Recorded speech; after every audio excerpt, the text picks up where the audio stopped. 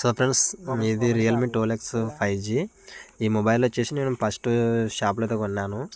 షాప్లో కొన్న తర్వాత 10 రోజులు అయితే పనిచేసింది. 15 రోజుల తర్వాత స్విచ్ ఆఫ్ అయితే అయిపోయింది. అంటే డిస్ప్లే ఆన్ కాలేదు.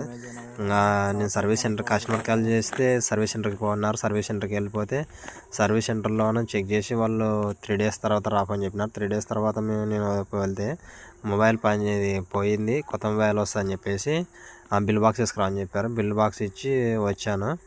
బిల్ బాక్స్ ఇచ్చిన తర్వాత వాళ్ళు చూసి మొత్తం అయితే వాట్సాప్ నెంబర్కి అయితే నీకు కోడ్ వస్తుంది, బుక్ చేసుకోమని చెప్పారు. సర్లే అని చెప్పేసి నేను ఇంకా వాళ్ళకి ఇచ్చిన తర్వాత నేనైతే వెళ్ళిపోయినాను. వాళ్ళ దగ్గర ఉన్న రసీదు అయితే నాకు ఇచ్చినారు, మామూలుగా నేను వాళ్ళకి ఇచ్చినట్టు ఆ మొబైల్. ఇంకా నేను తీసుకొని 3 డేస్ తర్వాత కూడా చూస్తే నాకేం మెసేజ్ అయితే రాలేదు. తర్వాత నేను కస్టమర్ కేర్ కాల్ చేస్తే వాళ్ళ నా ఆధార్ కార్డు మొత్తం నా డీటెయిల్స్ అయితే తీసుకొని వాళ్ళైతే సార్ కంప్లీట్ ట్రై చేస్తామని చెప్పినారు. ఇంకా తర్వాత టుమారో నేను లేచి చూసుకున్న లోపల నాకు మెసేజ్ అయితే వచ్చింది వాట్సాప్లో.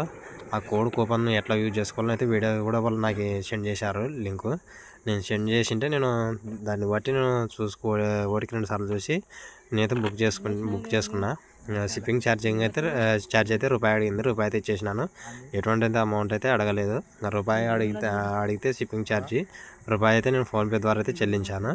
ఇంకా సక్సెస్ఫుల్ వచ్చిన తర్వాత 3 డేస్ తర్వాత మొబైల్ అయితే మళ్ళీ సేమ్ మొబైల్ అయితే రియల్మీ 12X 5 కొత్త మొబైల్ అయితే వచ్చేసింది.